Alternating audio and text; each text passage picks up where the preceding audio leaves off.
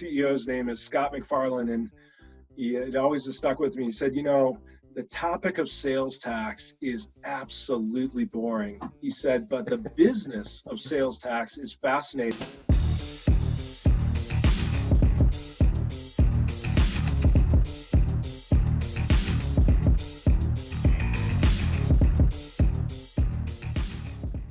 Hi, I'm Terrell Turner, the host of the Business Talk Library, and today we have a special guest on because this is actually a great resource for business owners. And we have a Senior Vice President of Business Development for Avalara, Greg Chapman, on to talk to us about their solution and the topic of sales and use tax. So welcome to the show, Greg. Hey, Terrell, thanks very much for having me. It's good to be here. Absolutely. Now, this is a topic that probably isn't the most exciting for business owners. And even from my experience as a CPA, it often is an area of their business that they don't really think about as much as they probably should. So when you are talking to whether it's partners or customers about the Avalara tool, what are some of the pain points that customers are usually trying to solve for when they look at the Avalara tool? It's a great question. It's a great way to lead into the topic. I mean, when you think about sales tax, it is something that's universal, right? Death and taxes. And in the world we live in, for the most part, tax is just excessively complex. And believe it or not, while we've automated payroll and we've automated, payments and all these other areas, sales tax itself, each state in our union here in the United States and then elsewhere in the world, there are unique ways that they think about charging for funding of different things. So if there's a new firehouse, they put in a new tax, a regional tax. Just here in the state of Washington, I'm in Seattle, Washington, we don't have any income tax. So we have sales tax on everything, whether it's gas or whether it's your cell phone usage or buying something at the grocery store, et cetera. And those rules are not universal. It's not like you pay 9% for gas. And so each one of those items is unique and different, county by county, city by city, state by state. And on top of that, you have an ever-changing set of legislative initiatives here in the state of Washington as well as federally. So more recently, there was some e-commerce legislation, something that was called Wayfair versus the state of South Dakota. And really what that did is, in the world of e-commerce, up until just a couple of years ago, you could, for the most part, you could sell tax-free because this initiative was put in place many years ago around cataloging. And so a cataloger said, hey, listen, I'm going to send you stuff, but I don't want to have to pay for the sidewalks, the street lamp, the storefront. And so don't tax me for that. So there was this idea about physical nexus or if I wasn't physically there, I shouldn't have to pay the tax. And that lasted all the way through until recently. And, one could argue Amazon benefited from everyone else. But now with Wayfair, the state of South Dakota won and said, actually, with e-commerce now, even if you're not physically there, if you're transacting in that state, you have an obligation to register and pay sales tax.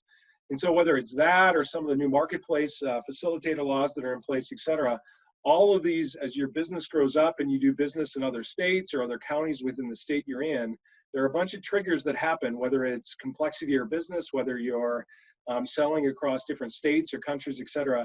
All of those triggers tend to build up where it just becomes either unmanageable, you're audited, you're moving into a different system and you no longer want to just manage all this complexity manually, et cetera. So all those things tend to be, triggers or times to look to, automate this complex little area called, sales tax. Mm-hmm. And now, speaking of that, I mean, with the regulations and the rules changing, because I believe last I checked, I think like when you have a jurisdiction like Florida where they hadn't fully clarified all of their rules, they were still in, I guess you said their rules were proposed and they had clarified. So how does the Avalara tool stay up to date to have the latest changes so that clients know that they're getting the latest and greatest regulations? Yeah, I mean, it's a great question because for sure, every day there are changes that are made jurisdictionally in counties, cities, states, federally, et cetera. And the way we do it is we do it in two ways. We do have some AI technology that attempts to go out and just monitor the different state and local websites to look for changes. But we also have a team of folks, and those folks are lawyers and tax experts, and all they do all day long is monitor the different state and local and international regulations, making sure that we understand it. The other thing that's a little bit unique, as opposed to Avalara as well as others, is as our services out there, our tens of thousands of clients also serve, interestingly, as an audit mechanism for us. And so if we calculate tax inaccurately, our customers let us know, and they say, hey, listen, here in Florida, in whatever county it is, we just put up a new fire station, so the tax is not really 7.7%, it's 7.9%, and you need to change it. We'll follow up on that, make the adjustments. And as a SaaS service, one size fits all, so we adjust it. So combination of technology and people, hopefully it gets more automated over time, but it's a hard problem to solve for sure. And then speaking of the technology, so with a lot of businesses that may have a point of sale where they're using so many different devices, like how does the Avalara tool integrate with other systems, and what other types of, whether it's ERP or accounting system, does it tend to integrate with? Yeah, Avalara is unique, and I take no credit. My role within Avalara is to manage and promote Avalara's service within all of those different disparate systems. But 15 years ago, Avalara realized that no one's going to go to Avalara to actually calculate tax. When you're calculating tax, you're doing it within the transactional systems where people are generating invoices, or people are in the POS world where people are buying things, or in the e-commerce people where people are checking out on the internet. And so Avalara has made from day one a point to make sure that we identify all of those transactional systems, whether it's an e-commerce system, a POS system, a recurring billing, an ERP system, all of the different transactional systems where an order is being calculated. And we do our best to partner with those platforms and create integrations. We call them connectors, but integrations that allow our customers to easily onboard Avalara within those. And I think as you look out, we're not alone. We tend to have a very large number, which is a big differentiator for us. But hopefully, we stand as as an example for others, because others are trying to go out and just make it easier for customers to adopt the different platforms that they're using transactionally. Okay, awesome, man. Because I know that becomes a very big thing of working with clients, of as they try to implement more tech tools. It's like how many of them integrate, and it just helps, I guess, say, a more seamless process the more they integrate. That's right. The reality is, if I'm a retailer today, especially in these crazy times with COVID, and I had a storefront and I was running a Teamwork Retail, or I was running an NCR, or any one of the different POS, all of a sudden I wanted to go online, and I might want to sell on a marketplace. All of those transactions, whether they happen on the marketplace or on my website that I've just created, or through my my standalone physical, that's all sales tax, and you remit a single sales tax return in the state of Washington, or wherever you're remitting it. So you have to aggregate that stuff, and the more consistency you can have across those different channels, the better off you are. Because if it doesn't matter if you're ignorant, like upon audit, you've got to be right, otherwise you pay. And so Avalara's belief is that we want to make sure that we are present in every single one of those different transactional systems. So today we have north of 700 different integrations and growing, where we offer those up in hopes that people can use them. And when we find out about others, the team that I have here at Avalara, we go out and make sure that we put those partnerships in place as well with those, so that we can continue to grow that. Awesome. Now, speaking of that, if a person's interested in the Avalara tool, where can they find it online, or what's the normal process of, starting a conversation, whether it's a trial or even the sales process for the Avalara tool? There's a bunch of things you can do, and it really depends on how you want to interact with us. But for sure, Avalara.com has a tremendous number of resources where you just use us to educate. There's a bunch of things out there where you can learn about what is marketplace facilitation, why is the South Dakota thing versus Wayfair, why is that meaningful? Greg wasn't very clear on the webcast. You can actually go out. We've got a risk assessment or a nexus assessment tool that walks you through, asks you some simple questions, and then it will suggest where you might have some nexus. And then it will offer you ways to follow up. You could follow up with your local accountant. You could contact us, all sorts of different things. We actually have a simple sales tax calculator out there. So if you have a very simple use case and you don't have a complex situation, go on to Avalara and we'll help you understand what the sales tax might be for that very specific location for that product.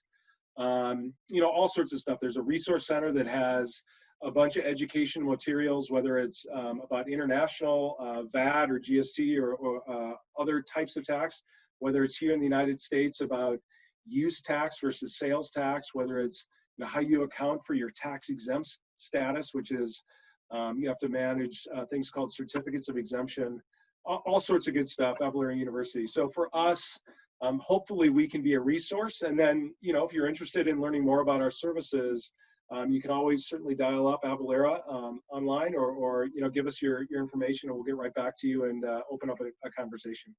Awesome. Now, speaking of the resources, do you have to already have an account to have access to those resources, or are they available once you go to the website? They're available. Well, it depends, right? So to gain access, so if you just wanted to, test our systems or get some trial accounts, there's a certain level of information we need from you just to start testing our stuff within others. But there's a tremendous amount of resource that we have out just to educate yourself that there's no commitment from us to you. It's just out there understanding, the rules and the what for and whatnot about sales tax. So that should be out there readily available in something that you can use with no commitment to Avalara whatsoever. Awesome. Awesome. Now, as you think about, the conversations that you have with your, with the different partners or just the different things that you've heard from the customers and the feedback, has there been any common trend or any common feedback that you have heard people say and like, this is what my experience has been like with Avalara, or this is what my experience has been like with the Avalara tool or the Avalara team? Yeah, so let me answer the question. So as we're out there, there's kind of two scenarios where we talk to customers. Either customers had a problem, they're being audited, they just haven't they haven't applied for sales tax and they've heard about it and they've realized that they've got a big problem because they need to account for a bunch of activity they've done in the past. And how do you do that? Right? So there's either, uh-oh, I got a problem, or they get overwhelmed with, hey, I'm doing this manually. There just has to be a better way. The other thing that I would say is when you talk to small businesses especially, you'll say to them, hey, listen, how are you doing it today? And they'll walk through a process that sounds like, hey, I looked up the sales tax here in California and Washington, and I set it at 8.9%. And, that's good enough. And, I would suggest to you it may or may not be the case. But then you start to say, well, how are you remitting and filing your sales tax returns? And it's either I pay my accountant to do so, which is great, or, I use a series of aggregating data, et cetera, et cetera. I get it in, takes me a couple hours, no big deal. Well, I would tell you that there are very real technology solutions that are extremely affordable, $25, $30 a month. That it's just, for me personally, I think that Avalara and other tools out there in the market are just great ways for you to focus on, more value add things. Tax is a requirement, but there's no upside for getting it right. There's a lot of downside for getting it wrong. And then you can really apply that time towards a bunch of other, activities that are probably more value add. But for us, it's either, hey, we got a problem, or I'm just overwhelmed, and those tend to be triggers where they start a conversation with Avalara, and hopefully we have something that can help you. If not, there are others in the market certainly who are doing a good job, and you can look at them as well. Awesome. Well, Greg, I want to say thank you for coming on the show, for definitely giving us your time to talk about the tool and to talk about the use cases, because I think that, like I said, sales tax may not be the most exciting thing that people think about when it comes to their business, but it is extremely vital that they get it right. So thank you for coming on to tell us a little bit more about the tool and the solution that Avalara provides.